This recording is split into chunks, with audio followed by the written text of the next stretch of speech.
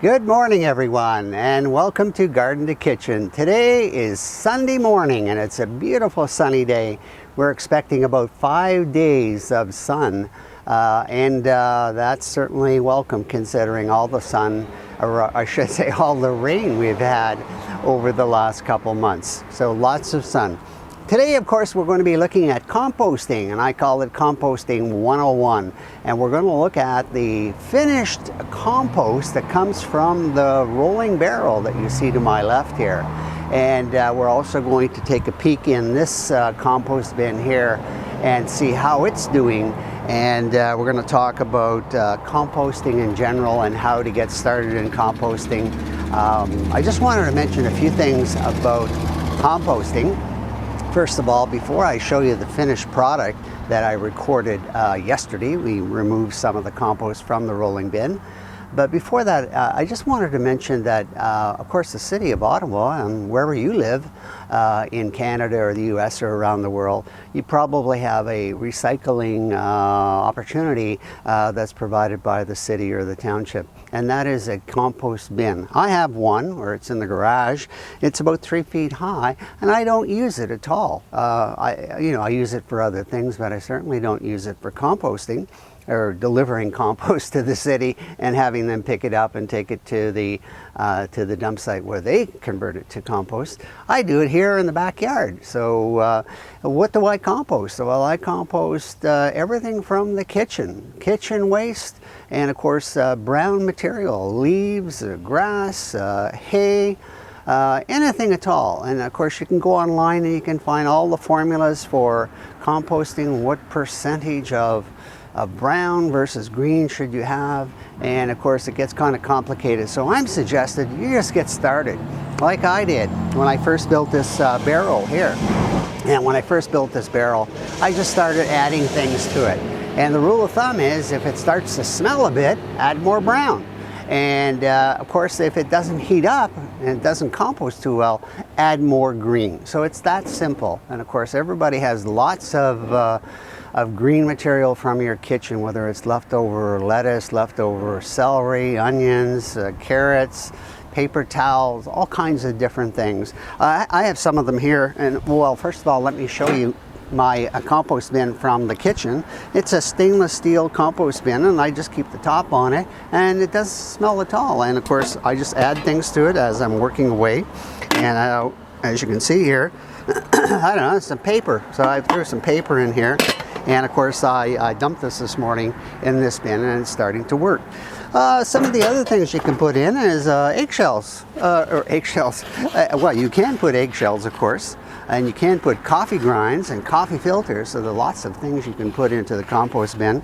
But this is another one. This is an egg carton, and of course, when this gets wet, it just dissolves, it falls apart. And this is a good source of brown for your compost bin. Another one is pizza. You order pizza? I'm sure you do, everybody does, and pizza boxes are great. And of course, they're kind of big to put into that bin. You could put them into the larger bin until you get to the rolling bin, or you could simply throw them on the lawn and wait for a rainfall. And once it rains, it just falls apart, and you toss that into the compost bin. So that works really well. Another source of brown is shreddings. Look at this, paper shreddings. Okay, so if you have a shredder and you shred all your documents, that is great for the compost bin. It's just an opportunity for you to relieve some of the frustrations, because you could take your hydro bill, it's $200, take the hydro bill, and after you've paid it, of course, run it through the shredder. All your bills, run them through the shredder, and of course, you can add them to the compost bin afterwards. So really, really great ideas for this material. So let's take a look. We're going to come back to the bin. I'm going to talk about composting in general, but let's look at the video that I recorded yesterday, and that's when I removed some of the finished compost from my bin. And well, with further ado, let's take a look at it right now. Good morning everyone, and welcome to Garden to Kitchen. This morning we're going to look at some of the compost that has been working in this compost bin for the last couple of months. As I mentioned to you before, we've had a lot of rain in the Ottawa, Ontario, Canada area, especially over the last couple of days where we had 3 inches of rain. That's right, 3 inches of rain 2 days ago. So we're starting to dry out now, and that's one of the reasons why the compost bin has been a bit slow, because it's always been wet and I haven't had enough time to dry it out. But the time has come to harvest the black gold, and I'm going to show you. I have the tray of black gold here that I retrieved a few moments ago from the black bin.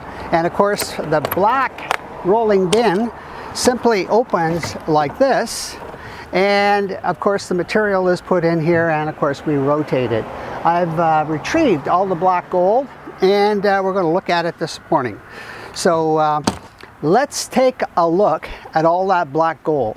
In particular, I want you to notice all of the creatures that are working in the soil to make this black gold.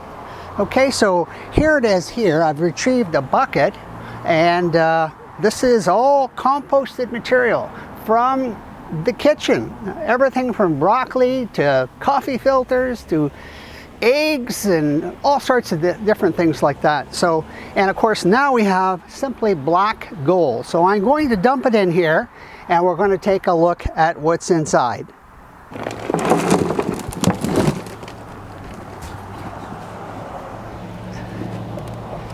Now let's take a look at all of those red wigglers. As you can see, there are plenty of red wigglers in this compost, and you can see them right here. There's the red wigglers. Look at them go. So these are what we call here a red wiggler worm. Unlike the big long dew worms that are found in our soil or in our gardens, these are directly related to composting, and they accumulate and they multiply. The scientific name for these worms is Eisenia fetida. It's a scientific name, but we just call them red wigglers. And you can see there's quite a few red wigglers in this compost. And of course, this is from the kitchen. This is all kitchen waste that has decomposed into this rich black gold that can be used. Wow! That was pretty interesting, wasn't it? All those red wigglers that have arrived in the bin. When I first started to compost, I used this particular black rolling bin, and I figured I'd just put some materials in it and I'd end up with compost. Little did I know that the red wiggler would show up. Now, how it showed up here, I assume there were a few in the decomposed horse manure that I added. I did notice a few red wigglers when I went to the site to collect the manure. So I put it in there. And of course, every time I rotated the bin, I noticed there was a few more red wigglers, and a few more, and a few more. And then I did a little bit of reading on it. Red wigglers, they multiply. That's what they do. And the red wigglers, they only have one purpose in life, and that is to consume composted material or rotting material, organic material, and then return it to the earth in another form. And of course that makes other things on this planet Earth grow. You'll notice you may see the trees on the other side here. That's a walking trail, and if you were to walk through that trail where it's heavily forested and you rumble through the leaves, you'll probably see red wigglers underneath the leaves that are munching away and eating all the composted leaves. So that's what they do. That's what they do for a living. That's all they do. And of course, we really welcome them here in our compost bin. And sometimes they just show up and you don't know where you get them from. And of course, they start multiplying. So you really don't have to buy them. They will show up, especially if you're using horse manure, cow manure, or sheep manure. So that's a great way to do that. Now, I just wanted to mention as well too, a rolling bin like this would be great for the cottage. Think about this. You could have a composting bin Everybody cooks meals at the cottage. You're always eating all the time, eating and drinking. What else do you do? Swimming, boating, fishing. Oh, did I say fishing? Oh, well, there's a great idea. You could have a compost bin like this. You could roll it around and the kids could be involved in, reducing their footprint, and perhaps they could use the worms to go fishing. So there's a great idea. And you might encourage them to become more of an entrepreneur, and maybe you could set up a little sign at the road and say worms for sale, and they could learn about running a business and selling worms. So that's an idea. Now, if you're a little kid and you're ready to go and your mom says, hey, wait a minute, I don't want you to do that, well, just remind her that she has some of those pretty scarves, silk scarves. And where do they come from? They come from silkworms. So every worm has a potential to do something else, and of course that's a great idea for kids. So just keep that in mind, and of course let's take a look, excuse me, let's take a look in this particular bin. You have seen me build this before with the panels on the front. This is relatively new. I put a cover on it. It's from a wood pallet. I got it for free. And of course it just rotates like this, and that's it. Okay, so let's take a look here at what's in this particular bin. And of course I've been adding, as I've been finishing off this one, I've been adding more kitchen waste and grass and clippings, spent flowers, paper, you name it. My hydro bill, of course, I always put that in here. So anyway, so here it is. What I'm going to do is I'm going to show you what I'm going to do in terms of moving it over to here. So I've got my shovel. Here it is here. And of course, I'm just going to dig in it. And of course, I'll show you. There it is. There's the brown material. And this has been composting for about a month or more, because the compost bin was full. Right now it's empty, so I'm going to start to add more of this into there to finish it off. So that's the idea behind this. So let's get a couple shovelfuls here and see how this is going to work. Oh, that's pretty easy. So take some of this, and of course you'll notice that there's some roots, different things. I don't know what that is, but it's going in there. And of course I have a bucket in the front there, so if I miss the target, it'll just fall into the front and I'll be able to put it back in the compost bin. So that's what I've been collecting. Wow, it's really decomposed over the last while. Oh, there's some more twigs. Not too sure what it is. But anyway, so now I just walk over here so I can show you this tomato plant.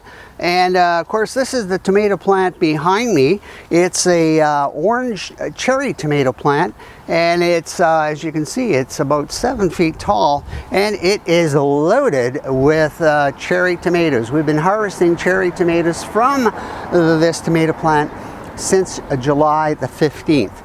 Over here on my left I have a climbing bean.